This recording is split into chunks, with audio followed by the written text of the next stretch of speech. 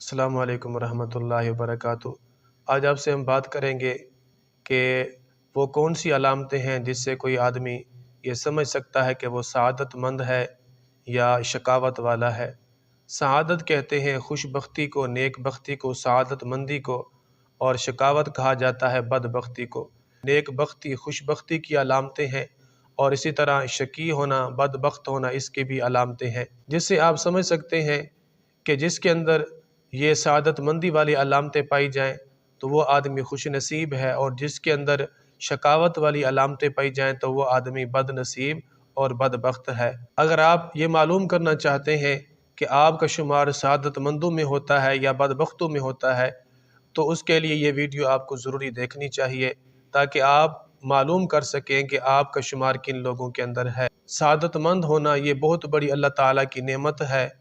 اللہ تعالیٰ کا وہ بندہ جو سعادت مند ہے وہ آدمی جنت کے اندر رہے گا، اور جو آدمی شقی بدبخت ہے اس کا ٹھکانہ جہنم ہے۔ اللہ تعالیٰ قرآن پاک میں فرماتا ہے وَأَمَّا الَّذِينَ سُعِدُوا فَفِي الْجَنَّةِ خَالِدِينَ فِيهَا، جو خوش بخت ہیں، سعادت مند ہیں، نیک بخت لوگ ہیں، وہ جنت کے اندر ہمیشہ ہمیشہ رہیں گے۔ فَأَمَّا الَّذِينَ شَقُوا فَفِي النَّارِ، فرمایا کہ جو بدبخت ہیں، جو شقی لوگ ہیں، وہ جہنم کے اندر رہیں گے۔ تو پھر یہ کتنی اہم بات ہے کہ وہ سعادت مندی کی علامتیں جس کے اندر ہو وہ جنت والا، اور جس کے اندر بدبختی کی نشانیاں ہوں تو وہ جہنم والا ہو جائے گا۔ تو اپنے اندر نیک بختی کی علامتیں پیدا کریں۔ نیک بخت ہونے کے لیے ہمیں نیک بختی والی علامتیں اپنانی چاہیے، اور جب ہمیں ان کے بارے میں معلوم ہوگا تو تبھی ہم ان کو اپنائیں گے۔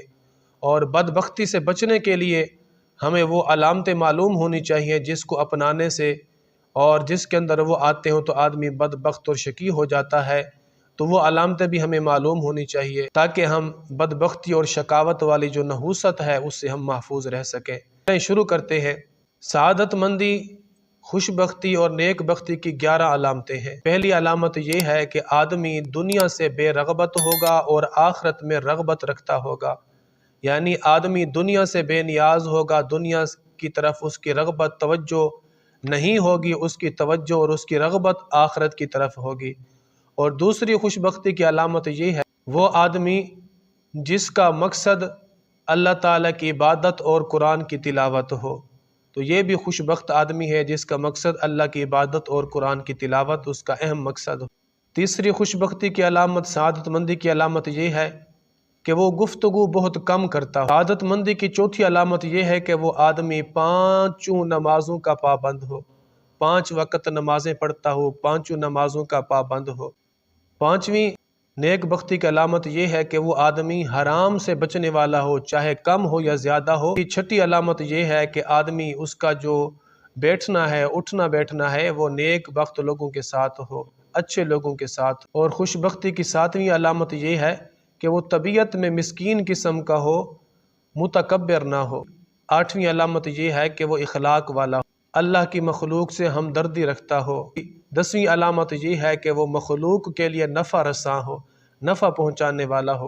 حدیث پاک میں نبی علیہ الصلوۃ فرماتے ہیں خیر الناس من ينفع الناس، تم میں سے بہترین شخص وہ ہے جو دوسرے لوگوں کے لیے نفع مند ہو، جو لوگوں کو نفع پہنچانے والا ہو۔ جو آدمی یہ پسند کرتا ہو کہ مجھ سے لوگوں کو نفع پہنچے، وہ آدمی بھی خوش نصیب ہے۔ یہ نیک بختی کی وہ 10 علامتیں ہیں جس کے اندر یہ پائی جائیں وہ آدمی سمجھ جائے کہ وہ نیک بخت ہے اور اس کا شمار جنتیوں میں ہونے والا ہے۔ نیک بختی کی 11ویں علامت یہ ہے کہ وہ موت کو کثرت سے یاد رکھتا ہو، اس کی زبان پر موت ہو یا اس کے ذہن کے اندر، اس کے دل اور دماغ کے اندر ہر وقت موت کا خیال ہو، قبر کا خیال ہو، آخرت کا خیال ہو، تو یہ آدمی سعادت مند ہوتا ہے۔ تو جس کے اندر یہ علامت ہو، جسے موت یاد ہوگی، جسے آخرت کی فکر ہوگی، تو وہ آدمی کبھی بھی گناہ نہیں کرے گا، اللہ تعالیٰ کی ناراضگی والے کام نہیں کرے گا، وہ مخلوق کو ستائے گا بھی نہیں، ہر وقت عبادت اور ریاضت کے اندر مشغول رہے گا، قرآن کی تلاوت کرے گا، حرام سے بچنے والا ہوگا، نیک لوگوں کے ساتھ بیٹھنے والا ہوگا، لوگوں کو نفع پہنچانے والا ہوگا، اخلاق والا ہوگا۔ بدبختی کی بھی 11 علامتیں ہیں، ان میں سے پہلی علامت یہ ہے کہ آدمی مال اور دولت کا حریص ہو، مال اور دولت جمع کرنے والا ہو، مال اور دولت جمع کرنے کی اس کی طبیعت ہو۔ اور دوسری علامت یہ ہے بدبختی کی دنیاوی لذات اور خواہشات میں منہمک ہو، دنیا کی لذتوں کے اندر، دنیا کی خواہشوں کے اندر ہر وقت وہ گرا ہوا ہو، اور دنیا کی لذتوں سے اور دنیاوی خواہشوں سے وہ نکل بھی نہ پانے والا ہو، بس ان کے اندر ہی مگن رہنے۔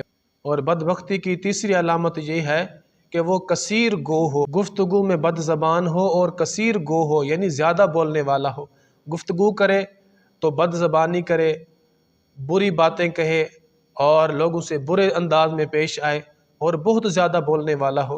حدیث پاک کے اندر اس آدمی کے بارے میں بھی آتا ہے کہ جو بہت زیادہ بولنے والا ہو، تو فرمایا گیا ہے کہ وہ آدمی بہت زیادہ غلطیاں کرنے والا ہوتا ہے۔ جو زیادہ بولنے والا ہو اس کی زبان سے بہت ساری غلط باتیں نکل جاتی ہیں، اس لیے زیادہ بولنا تو یہ بھی ایک بدبختی کی علامت ہے۔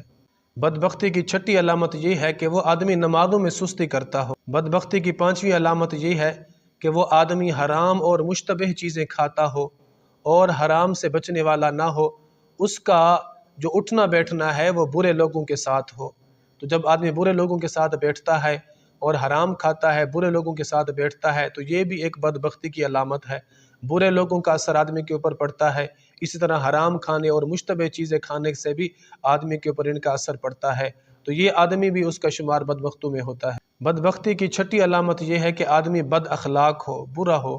اس طرح کی ایک حدیث بھی بیان ہوئی ہے کہ نبی علیہ الصلوۃ والسلام سے ایک عورت کے بارے میں کہا گیا کہ یا رسول اللہ، ایک عورت جو ہے وہ بہت نمازیں پڑھنے والی ہے، بہت صدقہ و خیرات کرنے والی ہے، لیکن وہ بد زبان ہے، بد اخلاق ہے۔ نبی علیہ السلام نے فرمایا کہ وہ جہنمی ہے۔ اسی طرح دوسری عورت کے بارے میں بات کی گئی، یا رسول اللہ، وہ عورت جو ہے وہ زیادہ نمازیں نہیں اس کے پاس، زیادہ صدقہ و خیرات وغیرہ نہیں کرتی، لیکن وہ لوگوں سے اچھے اخلاق سے پیش آتی ہے، تو نبی علیہ الصلوۃ والسلام نے فرمایا کہ وہ عورت جنتی ہے۔ تو بد اخلاق ہونا یہ جہنمی ہونے کی علامت ہے، بدبخت ہونے کی علامت ہے۔ اور بدبختی کی ساتویں علامت یہ ہے کہ آدمی مغرور اور متکبر ہو، تو یہ بھی بدبختی کی علامت ہے۔ غرور اور تکبر سے بچنا چاہیے۔ حدیث پاک کے اندر آتا ہے جس آدمی کے دل کے اندر رائی کے دانے کے بھی برابر غرور ہوگا، وہ آدمی جو ہے جنت کے اندر داخل نہیں ہوگا۔ بدبختی کی آٹھویں علامت یہ ہے لوگوں کو نفع پہنچانے سے روکتا ہو، یعنی کہ اپنی طرف سے بھی لوگوں کو نفع نہ پہنچاتا ہو، اور جو لوگ دوسرے لوگوں کو نفع پہنچاتے ہوں تو ان لوگوں کو بھی منع کرنے والا ہو۔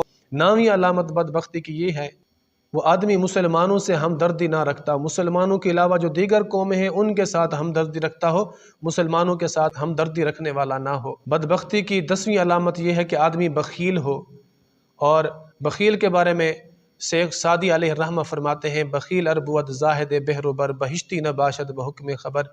جو بخیل ہوتا ہے وہ چاہے جتنا بڑا عبادت گزار کیوں نہ ہو، تو حدیث پاک کے اندر آیا ہے کہ وہ آدمی جنت کے اندر داخل نہیں ہوگا۔ اور بدبختی کی 11ویں علامت یہ ہے کہ آدمی جو ہے وہ موت سے بالکل غافل ہو، موت کو یاد بھی نہ کرتا ہو، اس کے اعضاء سے اور اس کے کاموں کے اندر مشغولیت کی وجہ سے دنیا کے اندر، دنیا کی لذتوں کے اندر وہ اس قدر آدمی مشغول ہو کہ کہیں سے بھی نظر نہ آتا ہو کہ یہ آدمی، اس کا دل بھی ہے کبھی مرنے کا یا نہیں مرنے کا، یہ آدمی جو ہے وہ کبھی مرنا ہی نہیں چاہتا، یہ آدمی اسے یہ فکر بھی نہیں ہے کہ میں نے مرنا ہے۔ تو یہ آدمی جس کو موت بالکل یاد نہ ہو، موت سے بالکل جو ہے وہ غافل ہو چکا ہو، موت کی نہ تیاری کرتا ہو نہ اس کی فکر رکھتا ہو کہ میں نے جان کیسے دینی ہے، میں نے مرنا کیسے ہے، میں نے قبر میں کیسے جانا ہے، تو جس آدمی کو اس کی بالکل فکر نہ ہو تو وہ آدمی بدبخت ہے۔ تو یہ وہ 11 علامتیں بدبختی کی، تو جس کے اندر یہ علامتیں پائی جائیں وہ آدمی بدبخت ہے، اور بدبخت آدمی کا ٹھکانہ قرآن پاک کی روح سے وہ اس کا ٹھکانہ جہنم ہے۔ تو جس کے اندر یہ علامتیں ہیں انہیں چاہیے کہ اپنے آپ کو فوراً سے ان علامتوں سے دور کرے، یہ علامتیں چھوڑ دے، ان چیزوں کو چھوڑ دے، اور جو نیک بختی والی علامتیں ان کو اپنائے تاکہ وہ آخرت کے اندر کامیاب ہو سکے، دنیا کے اندر بھی وہ سعادت مند رہے اور آخرت کے اندر بھی وہ آدمی سعادت مند بن جائے۔